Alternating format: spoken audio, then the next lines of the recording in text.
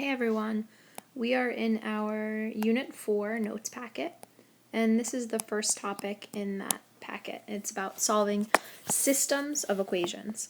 In Unit 1 we learned how to solve just an equation, a regular equation. A system of equations just means that we are going to solve two or more equations together. Which means remember that a solution to an equation is a point that makes the equation true. We are now going to find a point that makes two equations both true. So there are three ways to solve systems. The first way we're going to talk about is graphing.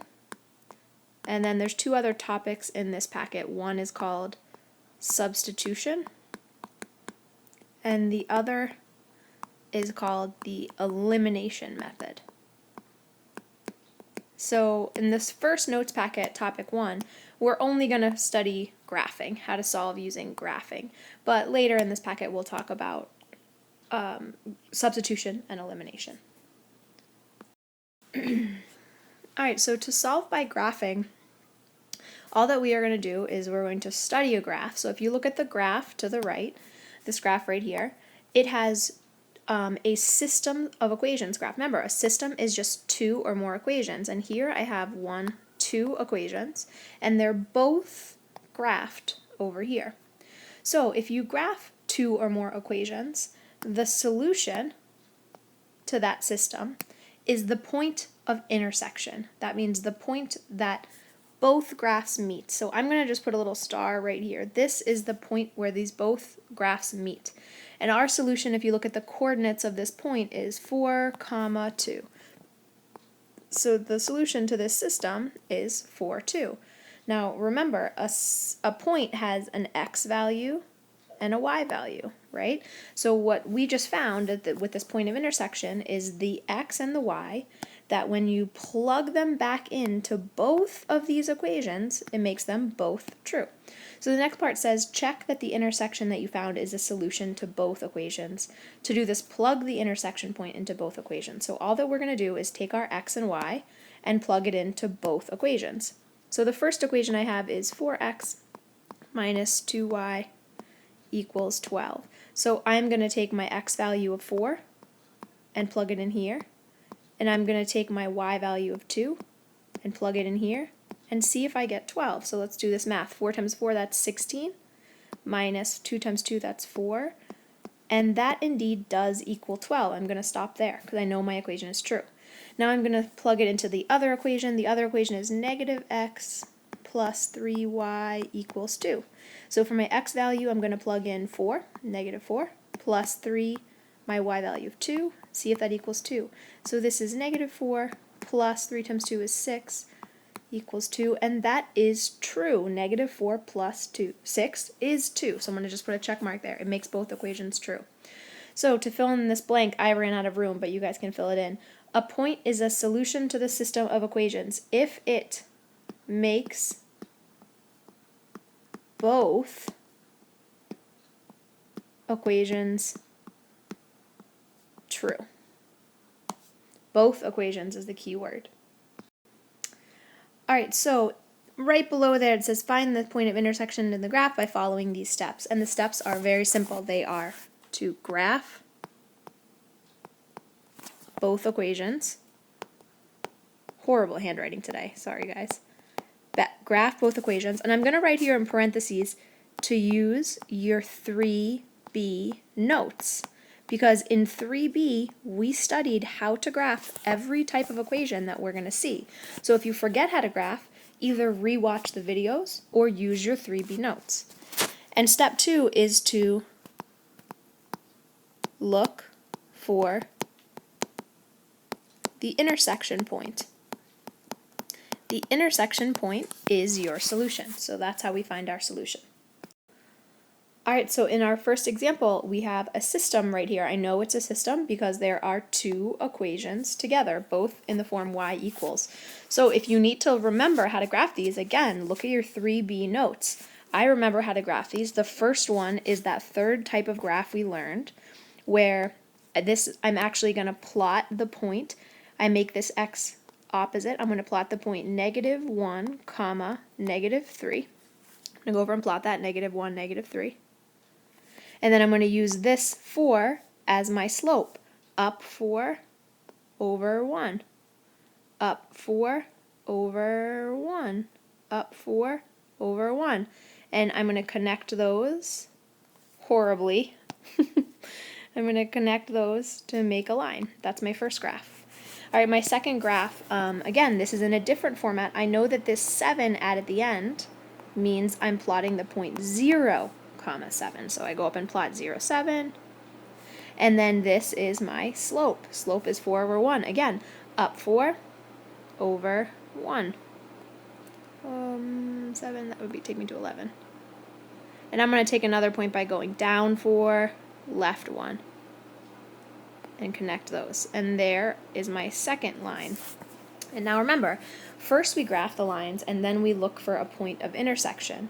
And if you can see, these two lines do not look like they are ever going to intersect. They have the same slope, which means that they are forever going to go up 4 over 1, up 4 over 1. They will never intersect. So for the solution down here, I'm going to write that there are no intersection points, which means there is no solution.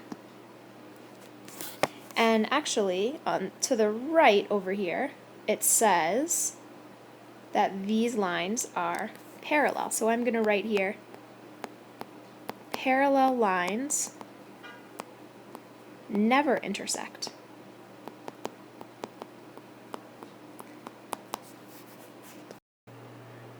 All right, in our previous example, we had parallel lines. They never intersected, so they did not have a solution. Let's try this one. So the format of this first graph is in the same format that we just talked about, where I'm going to plot the point with the x opposite, so +6, +5, and this is my slope, -2 over 1. I'm going to write -2 over 1 is my slope.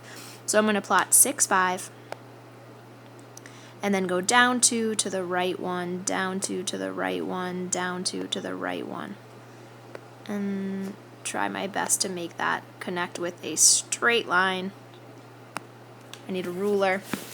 All right, and then I'm going to plot my second graph, and my second graph has the point +4, +6, and the slope is -1 over 2. So I'm going to graph that slope like this, -1 and +2. So I have 4, 6, and I'm going to go down 1 to the right 2, down 1 to the right 2, down 1 to the right 2, and then I'm going to connect those.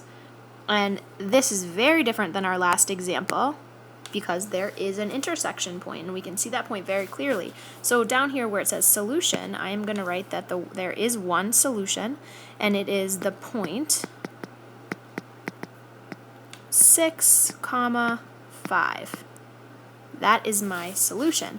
And then over here where it says intersecting, I'm just going to write what's going on here. So intersecting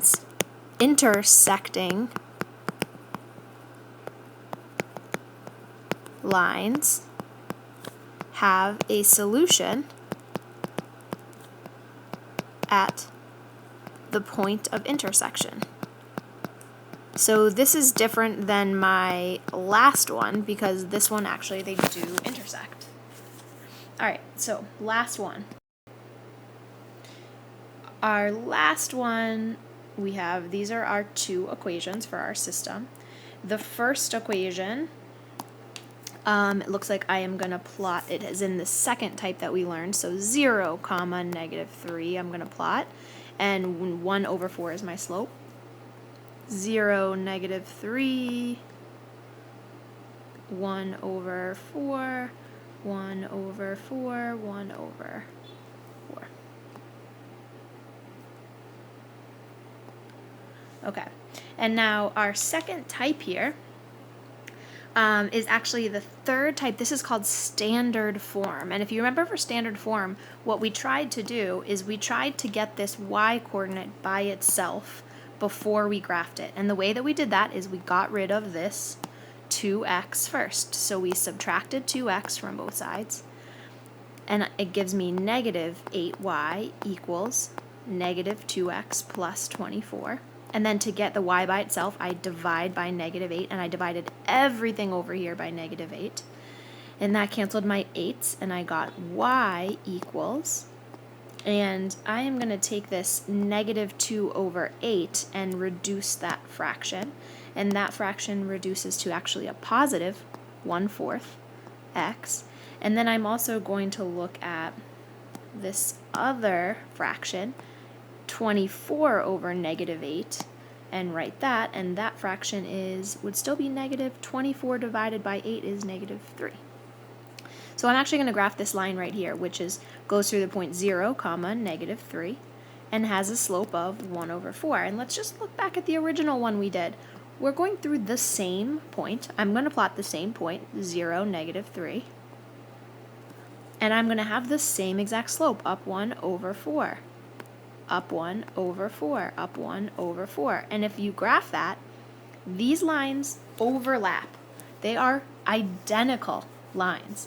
So for solution down here, what we write is these are identical lines. And that means that they have infinite solutions. And that's really different than having no solution at all. Remember, solutions are the intersection points. So when lines are identical, it means that they have infinite intersection points. That's why we have infinite solutions. All right, guys, on your homework tonight, I believe that you are doing Unit 4. And it's just the first homework assignment there, homework 1. So that will be where you get your practice. All right, good luck.